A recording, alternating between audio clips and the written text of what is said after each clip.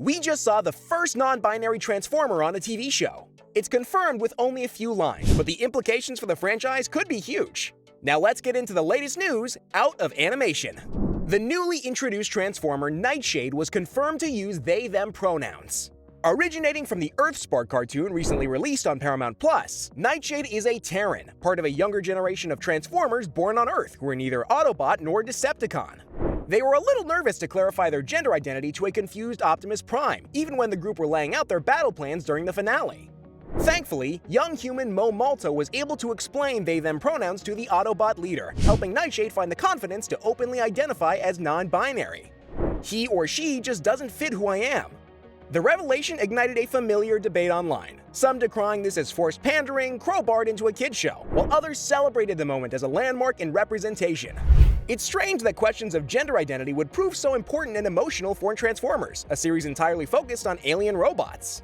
As non-biological life, why would Cybertronians even possess gender? The TV shows tend not to elaborate on the question, simply presenting some robots as male and others as female for the sake of not confusing the audience. However, Transformers has always been using comics as the basis for their lore, dating back to Hasbro's original deal with Marvel in the 80s. And the comics have gotten into questions of gender and gender nonconformity much more frequently.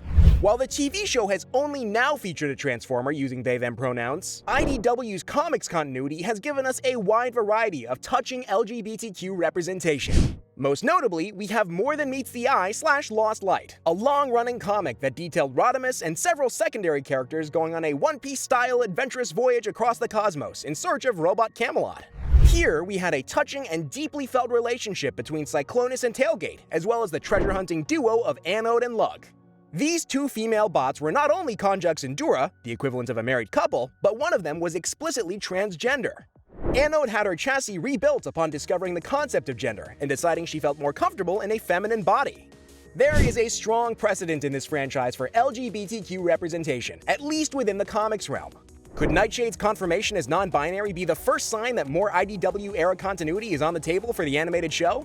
There's a strong contingent of fans who'd love to see elements of these comics worked into the shows, both for representation and for a greater variety of plots. Rodimus's quest for the Knights of Cybertron, High Chancellor Starscream ruling over Autobots and Decepticons, covert adventures of groups like the Wreckers or the Decepticon Justice Division. All these things come from the same comics continuity that gave us this first round of queer Transformers. So does the character of Windblade, who made her debut in comics before appearing in 2015's Robots in Disguise, 2018's Cyberverse, and even the Transformers Battlegrounds video game. There's still clear precedent for the shows drawing on the comics.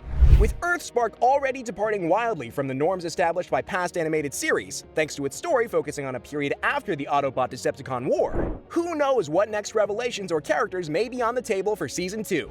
Could we finally see Anode and Lug make the jump to animation? Could the Terrans end up exploring the galaxy, finding worlds like Velocitron or Caminus? We'll just have to wait and see. As always, we'll be sure to keep you up to date with all the latest news out of animation.